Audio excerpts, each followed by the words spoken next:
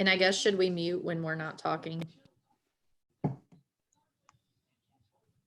Sure.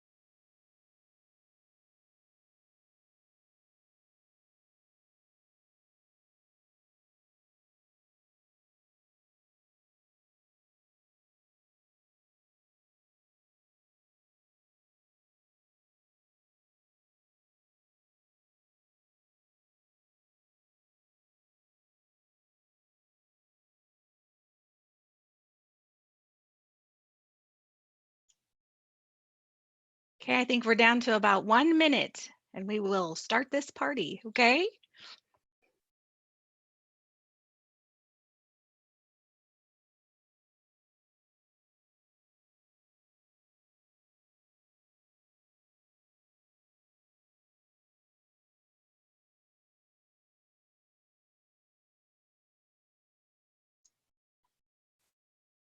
Hey, Dawn, this is only appropriate since you said I threw you under the bus last time for this project that I get to be with this group this time, right? Yes, finally. I think that's called karma. Right? Right? Right. Somehow that And happens. I didn't even say my best tip last time. The one I told you I was going to say. And that is? Beauty filter on.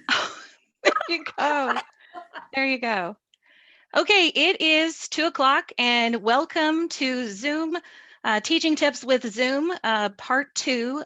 We collected some questions from the first session that was held and coming back to you to fill in some information and provide some additional training. So today with me, Kara, Sarah, Dawn, and Amanda, I'm going to ask you to go through and all introduce yourselves, who you are, what you do for those that might be joining us for the first time, as well as just a highlight on what you're going to help us cover today. So Kara, will you start us off? Yes. Hi, everyone. My name is Kara Barth-Fagan. I am the division chair of the Arts and Humanities, Fine and Performing Arts, Humanities, Social Sciences, Education, Criminal Justice, Early Childhood Development programs.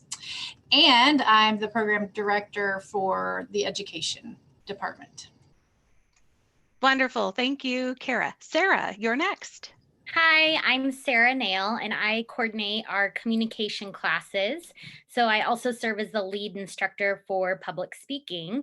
And today I will be talking a little bit more about the polling feature in Zoom, as well as how I utilize the waiting rooms as part of my office hours, and maybe some other ways in which you might want to utilize waiting rooms.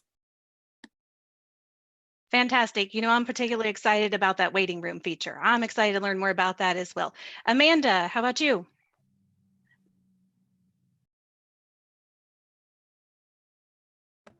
Usually you can hit the space bar to temporarily unmute, but that didn't work this time. So hi, I'm Amanda Steckline. I am the program coordinator for our business management program here at State Fair. And I'm going to be talking a little bit about some assessment options you have in the classroom or virtually through Kahoot and Soccer Tips. So I will show you a little bit about both of those tools. Fantastic. And one thing that we ask is if you're participating here live with us, have a second device, because for those two activities, we want you to be a participant with us. Dawn, introduce yourself. Hello, my name is Dawn Macklin-Gulick, and I am the Early Childhood Careers Instructor in the Career and Technology Center. And I am an adjunct faculty member for Early Childhood and for the Education Department. And today I have one of the most important jobs. I'm just going to collect the questions. So if you have questions, put them on Facebook Live or on YouTube, and Dara and I will make sure we get them answered. Absolutely. So we'll monitor both of those, and anything that we don't get answered for you today, we'll try to follow up on again. So to introduce myself, I'm Dara Bigler, the director for State Fair's Clinton campus. Excited to be with this crew and learn with them right along with you today. So Kara, I think we're going to hand it off to you to start with your first piece. Go right ahead. Thank you very much. And I got so wrapped up in telling y'all what I did that I forgot to tell you what I am going to share. So I'm going to share with you today about some screen sharing options, mainly about what you should do and what you shouldn't do with FERPA, violating that or not, and breakout rooms. So you're going to get to see a video here in a few minutes of my class in action using breakout rooms. So I'm really excited to share that with you. So hello again, I'm Kara Barth-Fagan. And when you are the moderator or the person in charge of a meeting, you have the capabilities of sharing your screen. And typically anybody else that joins can do that too. You want to be careful about this because you don't want people popping stuff up on their screens that are inappropriate. And when you're sharing your screen, be sure you've got everything else closed. You don't want anybody seeing. So your personal email, your Facebook account, if you're watching Hulu at work, or maybe you've got some family pictures, even on your desktop. If you don't want your desktop being something that other people see, then you might want to make sure that you've got something open in its place. And so there's a feature called Share. It's a green box with a green arrow that points up. When you hover over your screen, it shows up at the bottom. You click it and another window opens up. And you can't see this from your vantage point right now, but when you host your own meeting, you'll be able to practice this. What happens is you get another window that opens up that says select a window or an application you want to share. And I have dual monitors, so I can choose my main screen or screen number 2.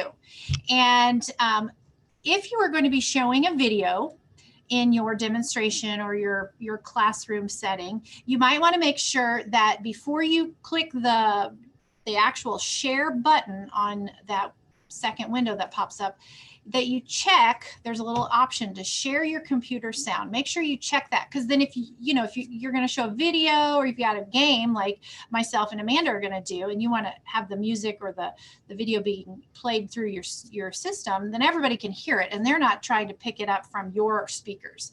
So just when you do that, make sure that you click share computer sound, and then you're ready to hit the blue button that says share. And oh my gosh, what did I do, guys? I have got DegreeWorks pulled up, and it's okay for those of you watching. It's Rowdy Roadrunner. It's not a real student, but had I been in a class and had I been looking at DegreeWorks and had it open, I could have unintentionally shared this with my class and they would see the information on my screen. So this is one of those things I want to be sure you're aware of. When you are ready to share your screen, have everything else closed. So if I were only meeting with one student and this was their degree plan, that would be fine. But if I were in a group setting like a presentation or a class, I definitely don't want to have my Canvas open with the grade book, especially, or anyone's grades. And I have an example here. This is my test student. Okay, so this isn't a class I teach, but this is a test student, and it's the grade for this student. Obviously, they don't have any points because they don't do anything. They're pretty lazy. But if you had someone else's grades showing up and you shared your screen, it potentially could be shown or shared with others. And you don't want that to happen. So just make sure when you're sharing that screen that you close out those videos or those windows that you don't want your audience to see. All right, and that's just a word of caution, a word to the wise from me to you. And all of us have talked about this in great detail of, oops, one time I did this, or oops, one time I did that. So we're just giving you some tips to help you out in the long haul. So now what I'd like to do is show you in action a class that I taught on Monday, and the use of breakout rooms. Breakout rooms is kind of like when you put students into small groups, you put them at different tables, okay? Well, the breakout room actually physically moves them from the main classroom, I guess, or screen, and puts them into their own little sub classrooms out in the cloud. And they can talk to each other, and you can interact with them by joining those breakout rooms. So I'm gonna maximize my window here so I can show you the video, and I'm gonna be quiet and let you listen to this video that I created on Monday. And remember, I was my own camera woman, producer, and director. So don't be too critical when viewing this video and the quality. I'm going to break you up into breakout rooms so you can talk to each other about the administrator roundtable interviews that we had last week, where we had over 15 administrators join us in our class, which was very fun. Lots of windows and screens to see when everybody joins, when we have groups that large. But I'm going to demonstrate to my faculty how I put you into breakout rooms. So when you hover on the bottom of the screen, there's an option when you're the host for breakout rooms, and it looks kind of like 4 little squares. When you click on the 4 little squares for the breakout room, it gives you the option to create breakout rooms, and you can allow participants in the room. You can tell it how many rooms you want. I have several in the room today, 6. So I'm gonna break them into 3 rooms. So I'm gonna choose 3 rooms. You can choose for it to put them in automatically, or you can choose manually. And when you choose manually, you actually click manually and then you choose create rooms. And then when you go to the breakout rooms manually assigning, it'll click you'll need to click the word assign. It'll give you the names of the participants, and you can just choose 2 by clicking their names. Then you go to the next breakout room, you choose 2 more, and so on and so forth. Once you've chosen everybody, you can alert them that they're going to be receiving a message that asks them to join a breakout room. And that will happen when you click open all rooms. So class, I'm gonna put you in your breakout rooms in about 3 minutes. I'd like for you to share with your partner what you learned, something you learned from the administrator interview, and then I want you to come back in 3 minutes and talk to the whole class about it. So you'll have 3 minutes, and I've clicked for them to join the rooms, and as you can see, they start clicking on their screens, joining the rooms, and when you do that, then you are left with yourself in the room.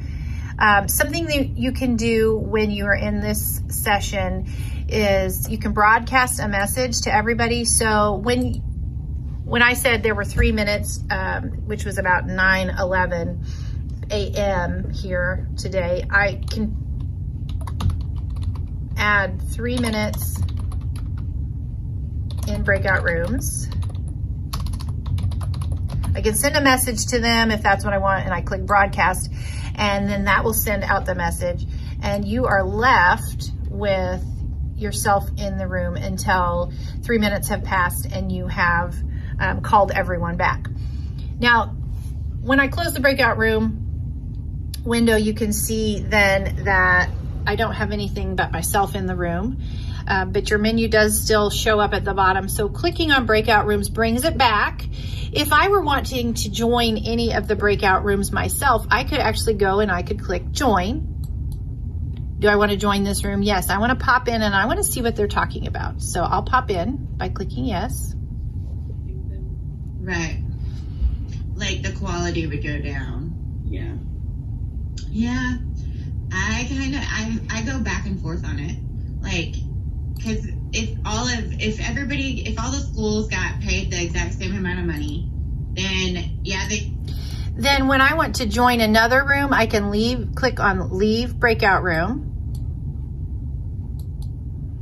return to the main session, and then if I were wanting to go into someone else's breakout room, let's say the second one, then I go to breakout rooms click on join breakout room number 2, join it, pop in,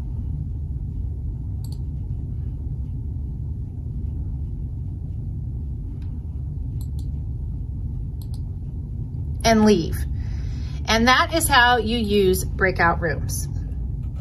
One last thing I forgot is when you're ready to close the rooms, you click close all rooms, and then it will give them 60 seconds to return, and then they will come back to the session as such.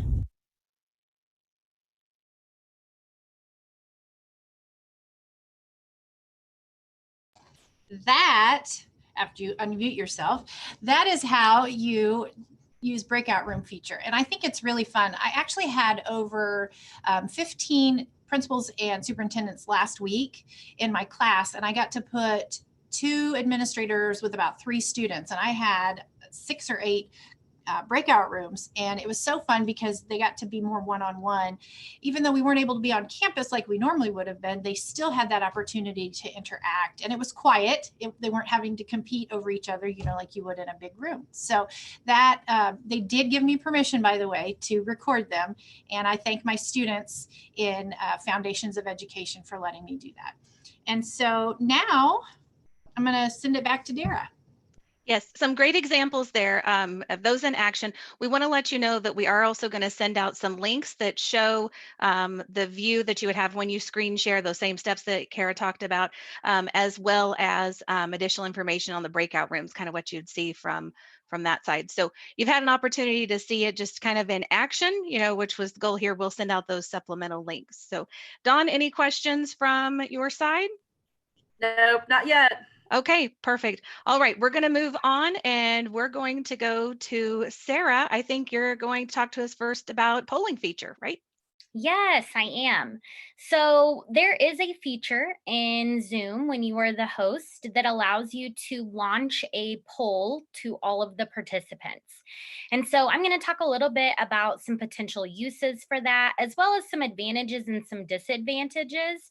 Know that all of the instructions for how to create polls and how to launch them, all of the technical information, we will share with you later via an email that will have links to some videos and some step-by-step instructions as well.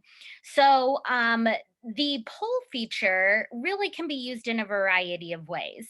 It allows you to create a quiz or peer evaluation or anything like that, and have all of the participants respond. You will be able to see how many participants have responded and know when everybody is finished. It'll show, 5 of 5 participants have responded so that you'll know when to close the poll. You can also set up a time limit as well. There are lots of other little features you can set up with the actual polling feature through Zoom. How I have used it is through peer evaluations.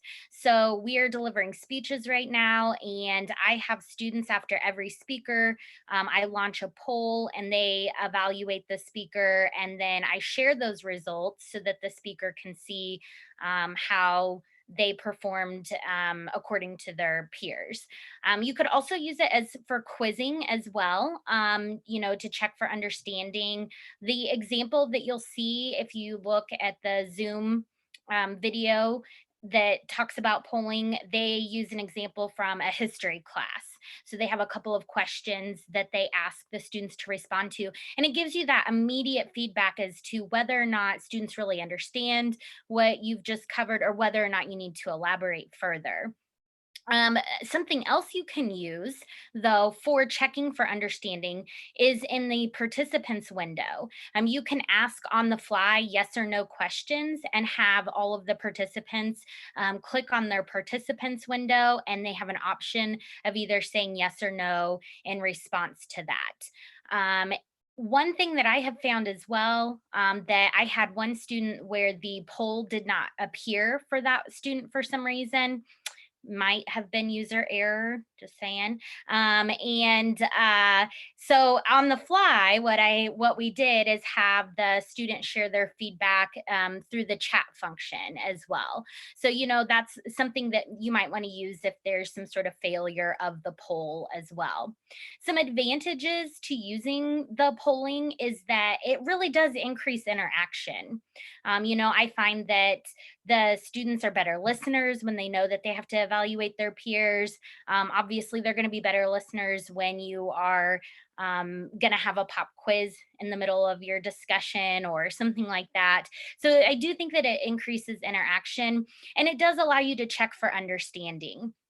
The other thing that I like about it, the advantage, is that it's all within the Zoom system. Everybody's already signed on. You don't need a secondary device. It's really simple. Once you create your poll, it's really easy to use. You can launch it. You can save that poll to use in other ways. And so to me, I found it very seamless in terms of its use. There are some disadvantages though. Okay. So one is that there are limited question types that you can ask. It only allows you to create multiple choice. So I like the open-ended questions, especially when you're offering feedback. And unfortunately, that's a limitation, especially when I've used it for peer evaluations. Would work great for quizzing, but there is some limitation on the kind of question types. I kind of got around that a little bit in that I set up some Likert type of questions, and then the choices were 1 through 5. So that kind of helped me to have some variety in the types of questions as well to fit my uses. The other thing is that you can store the data, the results of the quizzes or the polls, and the instructions that we will share explain all of that. Where it's in a disadvantage for me is that I use the same poll 4 or 5 times with student presentations. And every time I relaunch that poll, I lose any of the information that was shared the first time the poll was taken. So just know that if you are going to relaunch the poll or the quiz, that you lose the data that was previously stored. So that's just something to kind of keep in mind. May I add something, Sarah? Please. Okay, so when you have multiple users attending a video conference and it's over, I think you get 9 squares to a screen. If it's over 9, then you're going to have multiple screens of people, and you may not be able to see all of them at the same time. If you're in a more intimate setting where you've got, like we have here with 5 of us, you could use the thumbs up or thumbs down in person, but the poll allows you to do the whole class and see what their responses are, because you're not going to see their faces in your screen. You have to click the arrow to the right to be able to see them. And I find myself constantly in larger settings clicking back and forth, so I make sure everybody's paying attention. But the polling does help with paying attention too. So thank you for letting me. Thank you. Very true. Very good. Great info on polling there, Sarah. We appreciate that. And I think you're going to move right on now for us into office hours and how you use the waiting room feature with Zoom to kind of help give some controls. We hear a lot about Zoom bombing, that type of stuff going on right now. So again, another feature we can put in place to kind of offer some protection there. That's right. So I use the waiting room feature for my office hours. And again, in those instructions that we share, I have the link to where it tells you how to set up waiting rooms and how to manage those for your Zoom room meetings. So all of that is in the administration settings of your account. That's where you establish those and set those up. So I use it for my office hours. That means that I go ahead and log on every time I have my scheduled office hours. And then when students log in and they want to chat with me about whatever, then they're automatically put into a waiting room. And then I admit them whenever I'm ready for that. So there are some advantages to doing that, in that if I'm conferencing with a student or I'm talking about some sensitive information, I don't have to worry about another student just appearing in the midst of our discussion where we might be talking about their grade or their performance, things like that you want to keep private. And it also can prevent some of those things like Zoom bombing, like Dara mentioned. So I also use, it works out really great for with student presentations. You know, I've had students giving a presentation and another student I can tell they're trying to test the Zoom link and make sure that they can get in later, and they'll pop up in the waiting room and I don't let them in because it would be disruptive. And they quickly figure out like, oh, I'm not supposed to be here right now. So that I think that works really well, especially if you're having some presentations too. The other thing is that you can also use the waiting room for guests. So, like Kara mentioned, she has some guest speakers. She can set it up to where her speakers will be directed to the waiting room so that she can talk with the students beforehand, maybe handle some administrative type of things, some housekeeping or, those types of things, and then allow the guests in and introduce them as well. So that's another feature that you can kind of think about. If you're having guests, you might want to put them in the waiting room first. My default is set up to where I always use the waiting room. So I always have to admit people whenever they log into my Zoom meeting room.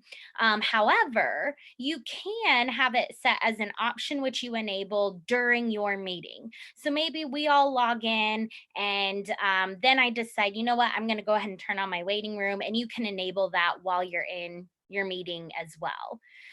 So that's how I've used it, and I think that it has worked out really well for those reasons: privacy, security, all of that.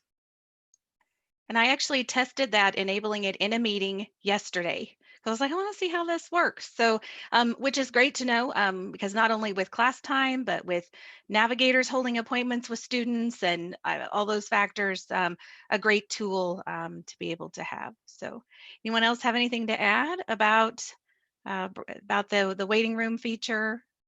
Okay, Dawn, any questions from your side? Okay, good to go. So now we're going to move on to Amanda. You're going to talk to us about a couple of tools that we might want to use in our classes with our students. All right, thanks, Dara. So I'm going to use the screen share feature here to share my screen. Hopefully I don't have any sensitive information from Rowdy up, but I'm going to start talking about Kahoot. So Kahoot is a third-party system that allows you to create kind of that gaming aspect, the competitive piece within your class. So I'm going to have all of us play a Kahoot game together so that we kind of get a feel for what it's like on the student end and what the capabilities are. And then I'll show you a couple things on the back end. So this is the screen, what it looks like when it comes up. And you can either do one live, which we're going to do together today, or you can assign one and do it for self-paced learning. So students can kind of take it on their own at their own pace. So that works really well if you have an online class and they're not all meeting at the same time. So when I hit the teach button, it gives me a couple options. You can always play one-on-one, or you can have teams at your tables play together. If you're doing it virtually, I think one-on-one works the best. So I'm going to go ahead and click classic. Now it does play some music in the background, but you should not be able to hear that music right now because I've kind of muted it so you can hear me talking instead of the music. But go ahead and get out your secondary device or click on a new tab in your computer and go to www.kahootit.com. Amanda, I'm going to jump in for just a second. I was hearing your music there. I don't know if anybody else was hearing the music. And we want to remind folks, if you do have questions, go ahead and chime in on YouTube while everybody's getting logged in, YouTube or on Facebook with those questions, and we'll try to get those collected. So, okay, I'm putting in my game pin right now, Amanda. Okay, so you can still hear the music? Not at this moment. I could hear it before. It might be because I turned it down on my own device. So yeah. All right. So I know Some players.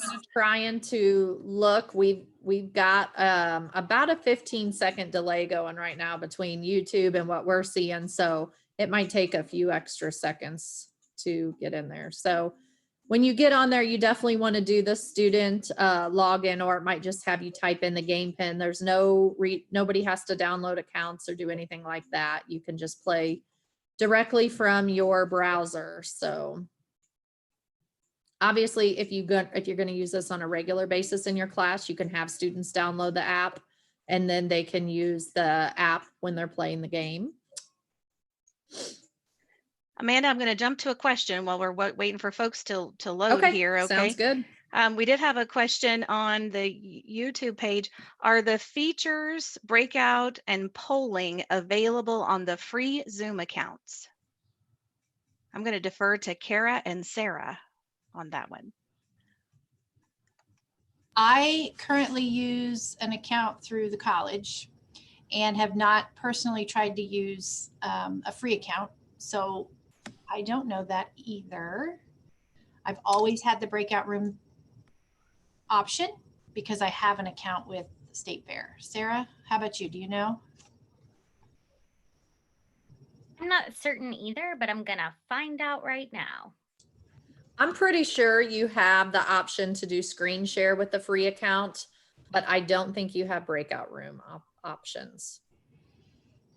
So someone will want to confirm that, but I'm pretty sure that's how it is. And that is something we want to make sure that instructors make sure and reach out through your lead instructors, your division chairs, your directors, whatever applies, because if it means an upgrade in account, we want to make sure that we're aware of that need. So. All right, so we've got 6 players right now. I'm sure there might be a few other people trying to get on, but because of the delay, it might be, you know, it just might not be loading as quick as we want, but we're going to go ahead and play the game with who we have now. And if you're on the other end and you didn't make it, sorry, you can follow along. And we'll go from there. So here we go. All right. So the quiz is Teacher Appreciation Week 2020. And our first question is, which ancient teacher was known for teaching by questioning his student? So you can see on this screen as the instructor, you can see as the answers are being submitted. So right now I have 5 answers so far. We will continue to get more answers coming as I think it just now showed up on our YouTube. So, and then you've got the timer going over here too. So this timer shows you how much time you have to answer the questions. So for this first one, I knew it'd take a little bit longer for everybody to figure it out, but from this point forward, they do go just a little faster so that we can get through, it. So this is a multiple choice question. You have an option. You only pick one on this one. This is part of the free version. So everybody has this option to create multiple choice. So looking there, Socrates was the correct answer. So we had 5 out of 6 get that one. So you just hit next and you have the leaderboard. So this is kind of the gaming competitive aspect of this system. So you can see where you are. It does score based on how quickly you answer the question and then if you got it right or wrong. So that's kind of what calculates that. All right, so next, J.K. Rowling was a teacher before becoming a famous writer. So here's an example of a true or false question. So this is also in the free version.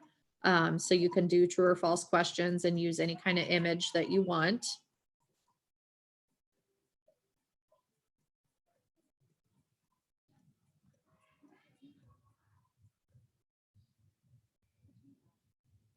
All right. So I know not all of you had a chance to answer that, probably because of the delay, but we're going to keep going. Don't get discouraged. And I do think you'll have to recognize when you play this in a virtual setting, there might be a little bit of a delay, not this much of a delay, because we are Zooming and then broadcasting to Facebook. So, or I'm sorry, YouTube. So there might be a little bit more of a delay in this, but definitely if you're using it in the classroom, there's really no delay. All right, so this next question is a multi-select question. So this is with an upgraded, but you can have them select multiple options. So which celebrities have also been teachers?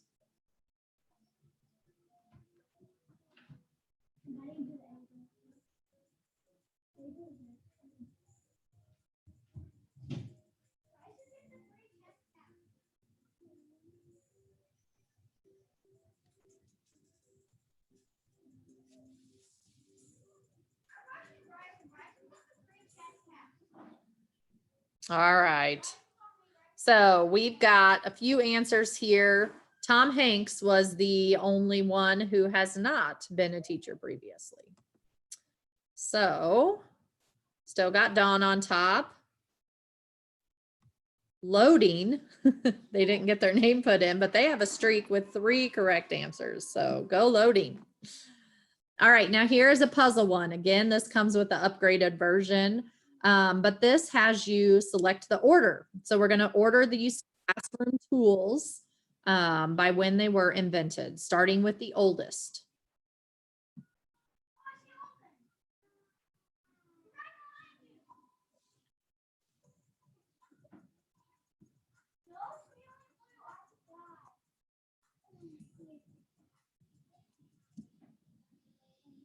All right, so we had chalkboard, then the school desk, then the projector, then Kahoot. All right, Loading is still on a streak.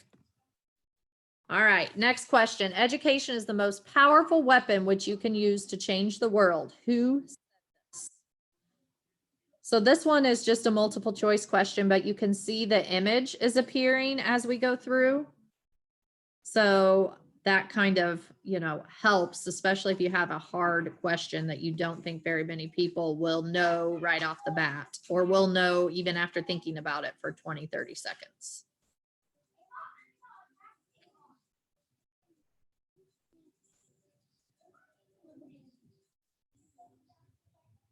All right, Nelson Mandela. All right, so we're on our last question. So this also has a polling feature, which is another one of those upgraded features. So just curious, how many of you would use this if the college had a school license? Yes, I would absolutely use this, possibly, but I need to do more research. Or no, the free features would not be enough for me. That's kind of confusing, but no, I would not use it because the free features would be enough for me. Or last, I would utilize something else for assessment. So if you didn't have an opportunity to click one of these live, go ahead and just leave it in the comments if you think this would be something that we would want to look into. So, all right. And then when you're done playing your Kahoot, you will have your winner board. The top 3 would show up there. So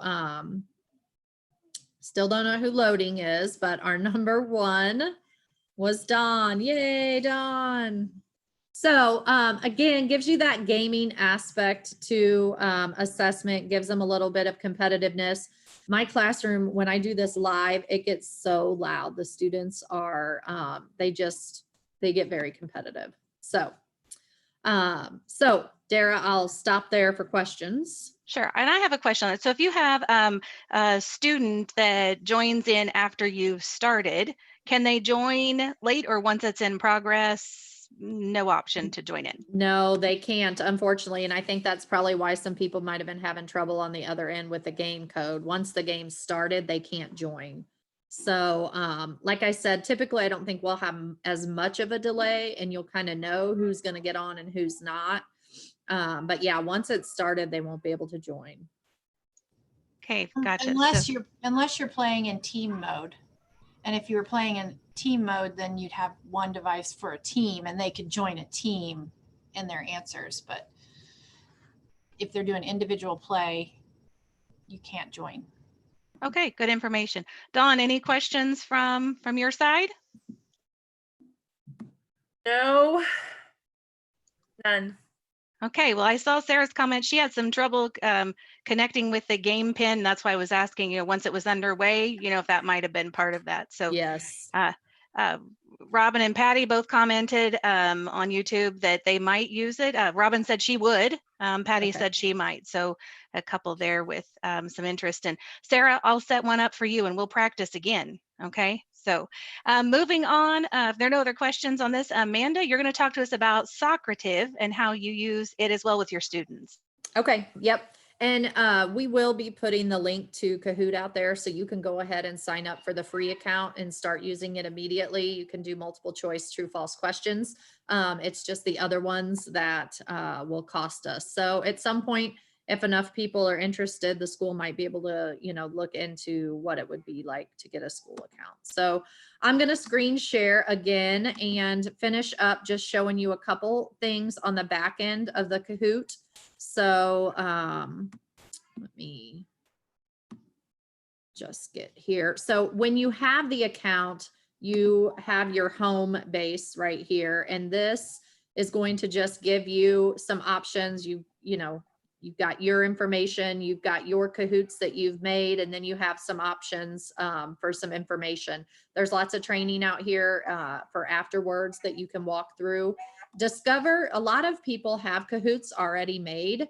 The one I showed you was already out here. I just took it and tweaked it a little bit.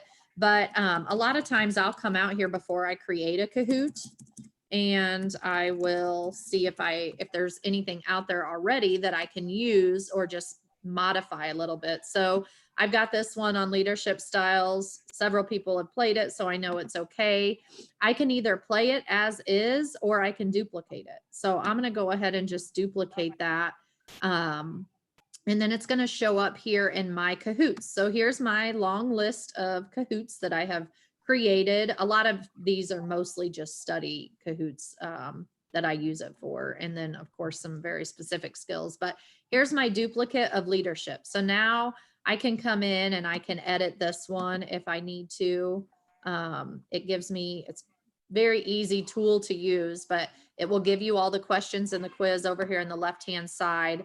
And I can go down and pick the one that I really didn't like. And I can easily just delete that one here. So I'm going to do that. And then I can go and I can add my own question. So I want to add just a quiz question. And back up here, my question would be, what building is this? And then I can choose my image from my files and go in and type in my options. And then I just use this to pick the one that's right. So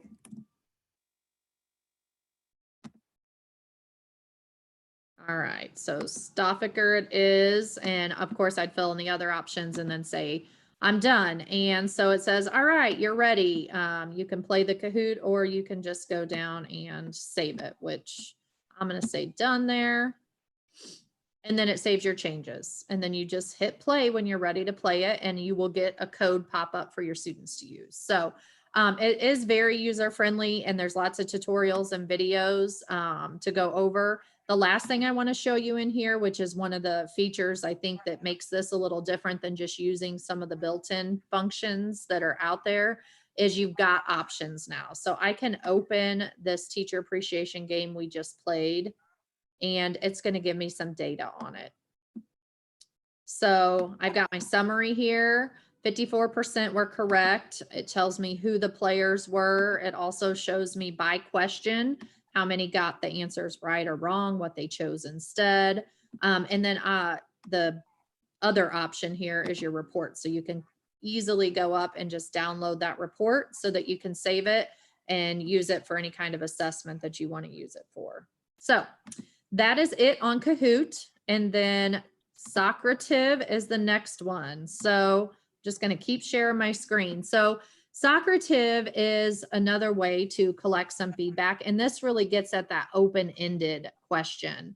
And that's something, unfortunately, that we don't really get in the Zoom. So I'm going to go to the teacher login so that I can launch it, but you're going to go to socrative.com. So I want you to do that on your end. I'll give you some time. Again, just pull up your browser and go type in the site socrative.com. You should be able to see it on my address bar. And then you're going to click student login. You don't have to create an account. It's going to ask you for the room name. And my room name is Steckline because it's easy to spell. Students won't get it confused. They'll log right in and not have any issues. But you can choose whatever you want your room name to be.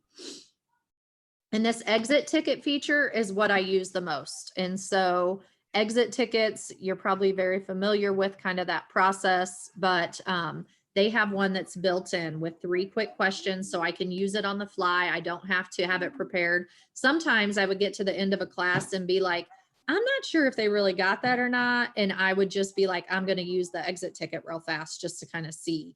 And so that is one of the nice features, is it's really flexible. You don't have to do a lot of prep work if you want to use it. So when you're out there, once you type in Steckline, it should have 3 questions for you.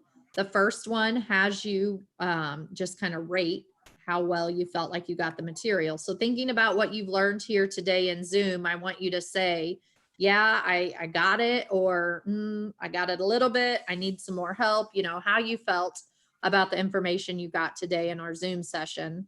And then the second question is going to be what you took away from today. So here's that open-ended, gives you an opportunity to hear from the student's perspective what they really took away, what stuck the most from the lesson. And if you're teaching for 75 minutes, sometimes you kind of wonder, what did they actually get, especially if you taught something towards the beginning of class. So that is a very beneficial thing. And then the third question allows you to ask any question you want. So again, here's that flexibility. It's not something that you have to type in and have prepared before your class starts. It just tells them, as you can see on your end, answer the teacher's question. So my teacher's question is, what other topics or information would you like to see, or what questions do you have after you've heard some of this information today? So as you'll notice, people coming in here, I'm going to hide names. I'm also going to hide answers. You have the option to do either or. You also don't have to keep this up on your screen. So once your students have gotten in, you can close it and they can continue going. This has the same feature where you can pull reports and download Excel reports after everyone's answered the questions. So that's a very nice feature. I'll show you here. Here's my report screen. So these are all the different exit tickets that I've done and the date that I've done them. So I can go back and pull reports if I need to. You can only have one live thing going at a time. So anytime, like if I log back out and log back in 3 days, I can come right back here to results, and it's going to have the results from what we're doing today until I hit the finish button. So I can see that we've got a couple more people answering the questions, so I'm going to leave that up. But Dara, if you want to take back over and talk about it while these are coming up, that would be great. Sure, and I think that was one of the neatest things, you know, yesterday or whenever we were in our preparations for this, I was thinking I had to download an app. And I think that's probably a common concern with instructors is, you know, do we have to direct students to download something ahead of time? Being able to go to a website for both of those tools, pretty quick and easy to open up Safari or Chrome, you know, on your phone and be right there versus having to download an app for that function. So Right. Kara, with your classes, have you used either Kahoot or Socrative with them? I have used Kahoot multiple times, and I wanted to piggyback on what Amanda said, that it's very user-friendly and easy to find other Kahoots that are made.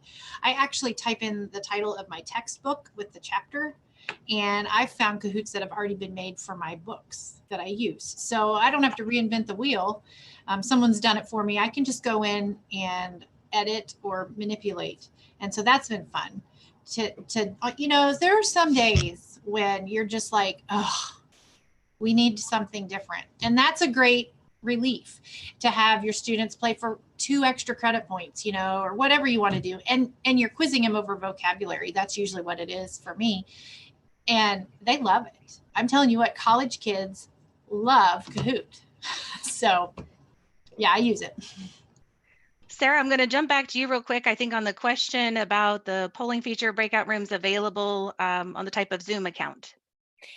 So I was able to find some information about that. The breakout rooms, the waiting rooms, the screen sharing, the whiteboard feature, all of those things are available via the free Zoom account. So I think that that's great. Now the polling, I'm having trouble finding that information. So I would, if I had a free Zoom account, just try to go through the steps. It should be available as an option. And if you go through those steps that we send you and it doesn't show up, then I would say it's not available via the free Zoom account. But everything else seems to be. So I'd be very surprised if it wasn't. Okay, very good. Thank you for following up on that. Doing homework on the side while we were presenting. So Amanda, do you have results you want to share with us, or are we wrapped up for your section on Socrative? No, I'm happy to just share a little bit about what I can see on my end. So I'm going to show answers again, but not names. Sure.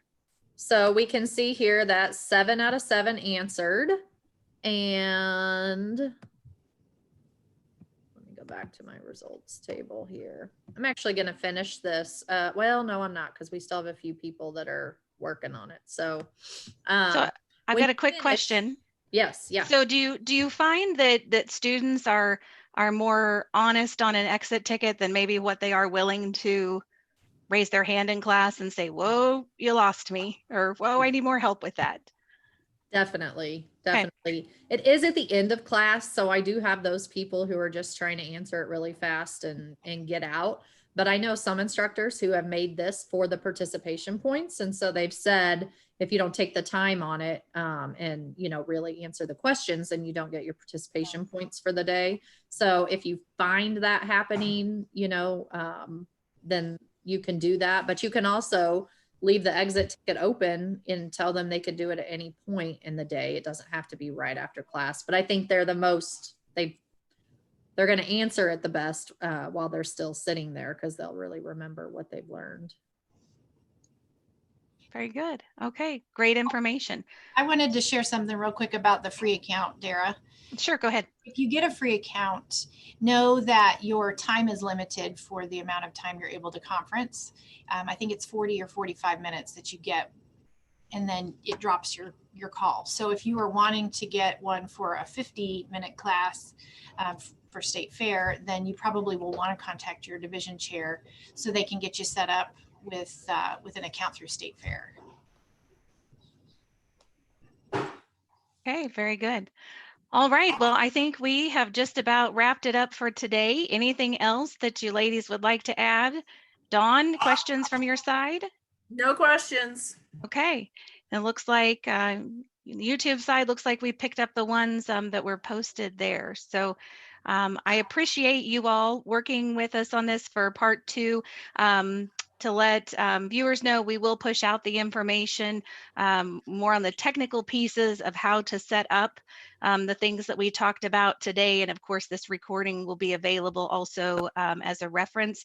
And by all means, if there are other topics that we can help to present on or show examples of, we will reconvene this group. And Kara's already shared she has dreams of being a YouTuber, YouTube famous. So we really want to make that happen for her, help her in that adventure. So closing comments from you all? We have rendered them speechless. Okay. All right. Thank you guys so much for joining us today. Have a great rest of your week. Bye.